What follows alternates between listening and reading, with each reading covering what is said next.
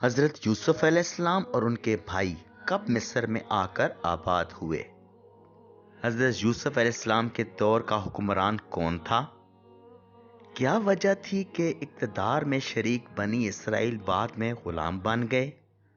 حضرت یوسف علیہ السلام سے حضرت موسیٰ علیہ السلام کے درمیان کتنا وقت گزرا؟ حضرت موسیٰ علیہ السلام کے دور کے فرعون کے غرق ہونے کا واقعہ کب پیش آیا اور وہ کس مقام پر غرق ہوا؟ وہ 5 فرعون کون تھے جن کے بارے میں خیال کیا گیا کہ انہی میں سے ایک فرعون حضرت موسیٰ علیہ السلام کے دور کا فرعون ہے؟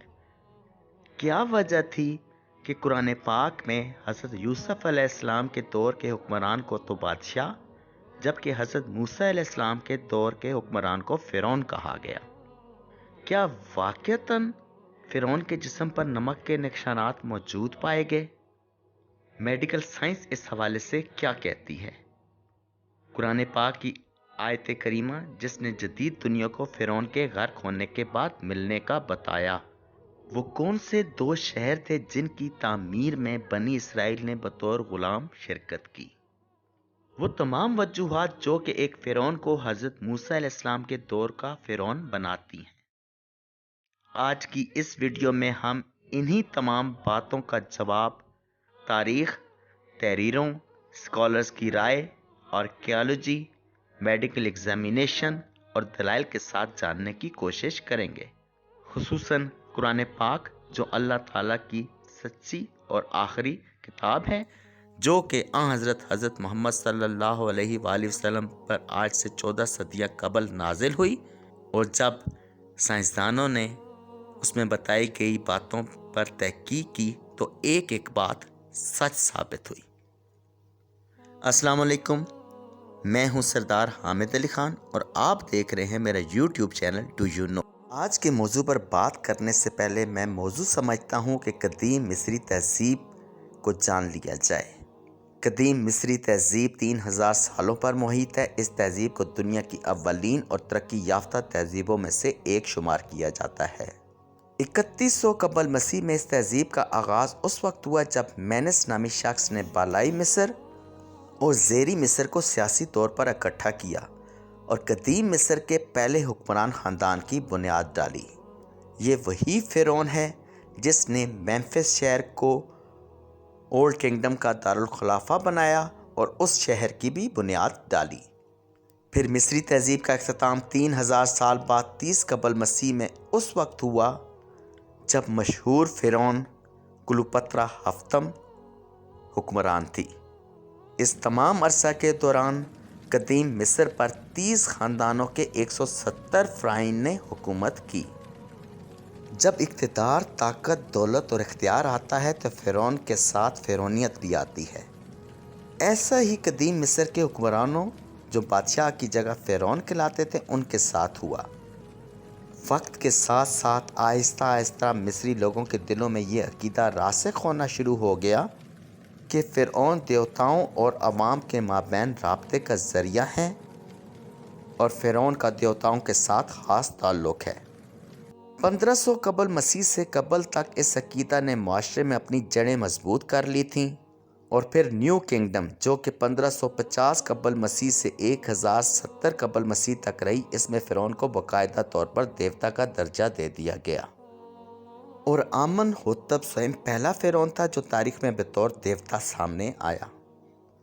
بنی اسرائیل کی آمد کا آغاز قدیم مصر میں اس وقت ہوا جب حضرت یوسف علیہ السلام اپنے بھائیوں کے ہاتھوں بکنے کے بعد غلامی کی زنجیروں سے آزاد ہو کر عزیز مصر کے منصب پر فائز ہو چکے تھے۔ حضرت یوسف علیہ السلام کس عرصہ میں مصر تشریف لے آئے اور ان کے دور کا حکمران کون تھا؟ یہ بات ہمیشہ سے اسکالرز کے مابین بحث کا موضوع بنی رہی اور آج بھی ہے۔ سب سے پہلے ہم قرآن پاک کی سورہ یوسف کی آیت نمبر 56 کو دیکھتے ہیں جس میں اللہ تعالیٰ فرماتے ہیں، اور بادشاہ نے کہا انہیں میرے پاس لے آؤ کہ میں انہیں اپنے لیے خاص کر لوں۔ سو جب بادشاہ نے آپ سے گفتگو کی کہنے لگا بے شک آپ آج سے ہمارے ہاں مقتدر اور معتمد ہیں۔ پہلی بات جو یہاں پر خاص طور پر قابل ذکر ہے کہ قدیم مصر میں بادشاہ کو فرعون کہا جاتا تھا۔ حالانکہ جب اللہ تعالیٰ نے حضرت موسیٰ علیہ السلام کے دور کے فرعون کا ذکر کیا تو اس کو متعدد بار فرعون پکارا، جبکہ حضرت یوسف علیہ السلام کے دور کے حکمران کو بادشاہ کہا۔ ایسا کیوں کہا گیا؟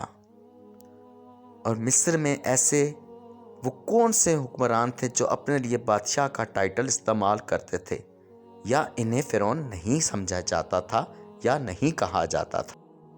تاریخ کے اوراق کو کھنگالا جائے تو قدیم مصر کا دوسرا درمیانی دور 1782 قبل مسیح سے لے کر 1550 قبل مسیح تک رہا۔ یہ وہ دور تھا جب قدیم مصر دوسری مرتبہ چھوٹے چھوٹے حکمران خاندانوں کے مابین تقسیم ہو گیا۔ یہ دور تھا مڈل کنگڈم اور نیو کنگڈم کے بیچ کا۔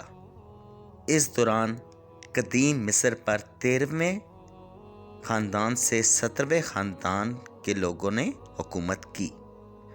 قدیم مصر کے شمالی حصہ پر ہکسوس خاندان جو تھا وہ حکمران تھا۔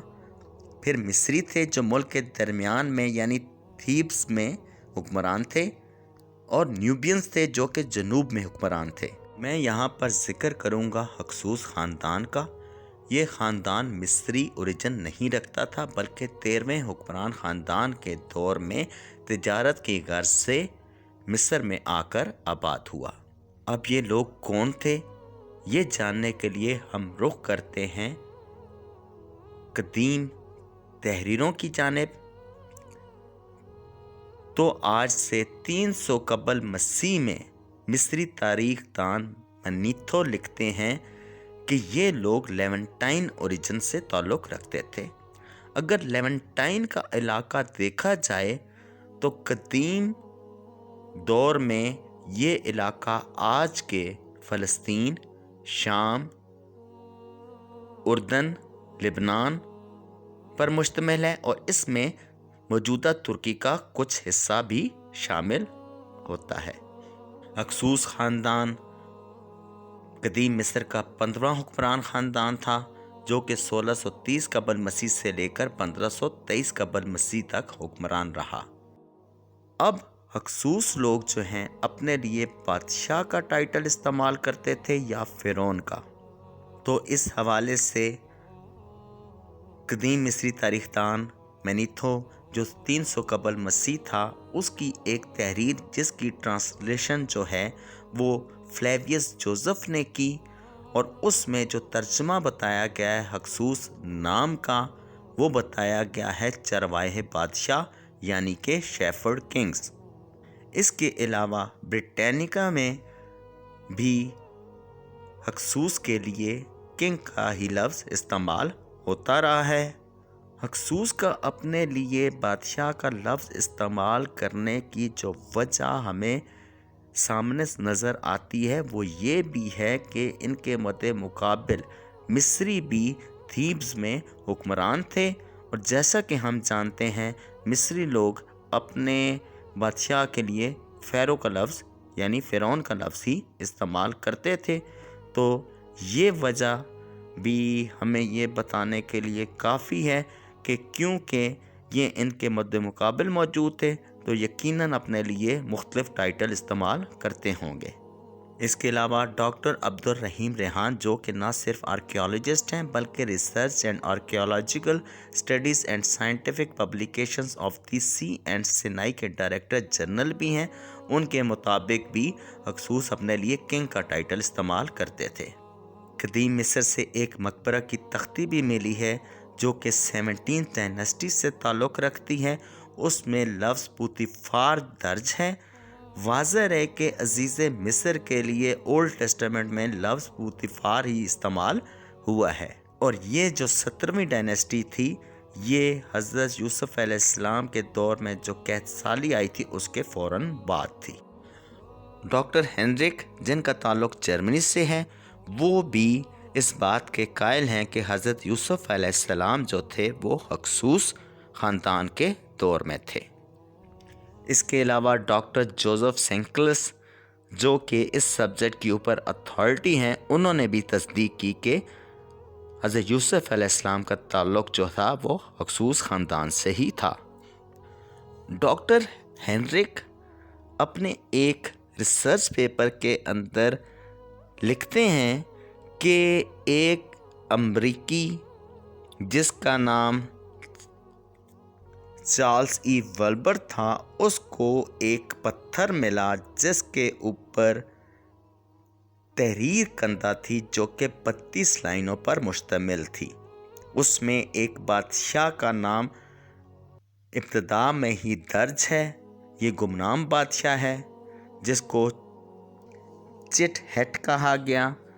وہ کہتا ہے اپنی حکمرانی کے 14ویں سال کہ کیا ہی بدقسمتی ہے کہ 7 سال سے نیل نہیں بہا۔ ڈاکٹر ہینریک کے مطابق اس بات کی تصدیق تو ہو گئی ہے کہ حضرت یوسف علیہ السلام مصر کے اندر موجود بھی تھے اور 7 سال کے قحط کا دور بھی آیا، لیکن بات کی جو تحریر ہے اس کے اندر یہ جو دور بنتا ہے وہ پہلے خاندان جو 1500 قبل مسیح میں تھا اس کا بن رہا ہے، یعنی کہ حضرت یوسف علیہ السلام کے دور سے 1500 سال قبل مسیح کا۔ تاہم وہ یہ اس بات کا کہتے ہیں کہ یہ جو تحریر ہے یہ پتھر کے اوپر 22ویں ڈائنیسٹی کے دوران لکھی گئی ہے، اور اس میں کوئی شک نہیں ہے کہ اس تحریر اس واقعے کو جو کہ مصر کے اندر ہوا تھا اس کو غلط طور پر اس وقت کے پرائس نے یعنی 22ویں ڈائنیسٹی کے پرائس نے بیان کیا ہے۔ حقیقت یہی ہے کہ یہ سٹون کی بہت اہمیت ہے اور آگے کھول کے اس کے راز بھی سامنے آئیں گے، لیکن یہ بات طے ہے کہ حضرت یوسف علیہ السلام کا تعلق ہکسوس دور میں سے تھا۔ اب اگر دیکھا جائے کہ آیا کیا یہ بات ممکن ہے کہ حضرت یوسف علیہ السلام کا تعلق اس سے پہلے عرصے سے تھا، تو اس حوالے سے ہمیں جو ایک ثبوت ملتا ہے وہ ملتا ہے کہ حضرت یوسف علیہ السلام کے دور میں رتھوں کا استعمال ہوتا تھا، یعنی چیریٹس کا استعمال ہوتا تھا۔ تو یہ تاریخ ہمیں بتاتی ہے کہ ہکسوس خاندان ہی تھا جس نے مصر کے اندر رتھ جو ہے وہ انٹروڈیوس کرائی، اس سے پہلے رتھ کا تصور۔ اب ایک اور دلیل جس کے مطابق حضرت یوسف علیہ السلام کا ہکسوس خاندان کے دور میں موجود ہونا ثابت ہوتا ہے میرے نزدیک، اس کا ذکر میں ویڈیو کے آخر میں کروں گا، اور اس کی وجہ یہ ہے کہ جس وقت ہم یہ ثابت کر لیں گے کہ حضرت موسیٰ علیہ السلام کے دور کا فرعون کون تھا، تو وہ تمام عرصہ جو حضرت یوسف علیہ السلام اور حضرت موسیٰ علیہ السلام کے دور کے درمیان ہمیں تاریخ سے پتہ چلتا ہے، اسی سے یہ ثابت ہوگا کہ واقعتاً حضرت یوسف علیہ السلام جو تھے ہکسوس خاندان کے دور میں ہی تھے۔ اب ہم چلتے ہیں اگلے سٹیپ کی جانب، اور وہ یہ ہے کہ وہ کون سا بادشاہ تھا جس کے دور میں حضرت یوسف علیہ السلام موجود تھے۔ ڈاکٹر عبدالرحیم ریحان جن کا ویڈیو میں پہلے بھی ذکر کیا جا سکا ہے، وہ کہتے ہیں کہ یہ حکمران جو حضرت یوسف علیہ السلام کے دور میں تھا وہ کنگ اپیپی اول تھا، جس کو اپوفس کے نام سے بھی جانا جاتا تھا، اور اس حکمران نے مصر پر 40 سال حکمرانی کی۔ ڈاکٹر ریحان کی اس بات کو تقویت ڈاکٹر عطیہ الکسی جو کہ قاہرہ یونیورسٹی میں اسلامک ہسٹری کی پروفیسر ہیں، ان کے بیان سے بھی ملتی ہیں کہ حضرت یوسف علیہ السلام چروائے بادشاہوں یعنی ہکسوس کے دور میں رہے، اور جس وقت 17ویں خاندان کے مصری حکمران ایموس اول بادشاہ بنا تو وہ حضرت یوسف کو نہیں جانتا تھا، جیسا کہ زوڈس میں کہا گیا، اور اس کی ایک وجہ یہ ہو سکتی ہے کہ وہ کسی بھی نئے خاندان سے ہو، یا پھر اس کی نفرت ہکسوس کے مددگار تصور کرتے ہوئے اتنی زیادہ ہو کہ وہ اس احسان کو بھول گیا ہو کہ حضرت یوسف علیہ السلام نے مصریوں کو قحط سالی سے بچایا تھا۔ اب ڈاکٹر ریحان کی بات کو دیکھتے ہیں تو ہمیں یہ واضح ہوتا ہے کہ یہ ہکسوس خاندان کا سیکنڈ لاسٹ بادشاہ تھا۔ اس کے بعد اس کا بیٹا حکمران بنا جس کو کچھ ہی سالوں میں احمس اول نے شکست دے دی۔ اس سے پہلے بھی ذکر کیا جا چکا ہے کہ مصری لوگوں کی ہکسوس کے خلاف نفرت اتنی زیادہ تھی کہ وہ ان کو ظالم فاتح کے طور پر اور مصر کو تباہ کرنے کے حوالے سے جانتے تھے، اور یہی پرچار ان کی تحریروں میں بھی ہوتا ہے۔ ڈاکٹر عطیہ کی بات سے یہ بات واضح ہو جاتی ہے کہ اس کے بعد سے ہی بنی اسرائیل کو غلام بنا لیا اور ان کے ساتھ غیر انسانی سلوک کا آغاز ہوا۔ حضرت یوسف علیہ السلام اور ان کا خاندان وادی جوشان، جس کو غسان بھی کہا جاتا ہے، وہاں آ کر آباد ہوئے۔ آج کل یہ علاقہ وادی التمیلات کہلاتا ہے، جو کہ الشرقیہ اور الاسماعیلیہ کے صوبوں کا زرخیز علاقہ ہے۔ ویڈیو کی طوالت کو مد نظر رکھتے ہوئے آج کی قسط کا اختتام یہیں پر کرتے ہیں۔ آپ سے انشاءاللہ تعالی نیکسٹ ویڈیو میں جلد ملاقات ہوگی۔ تب تک کے لیے اجازت، اللہ حافظ۔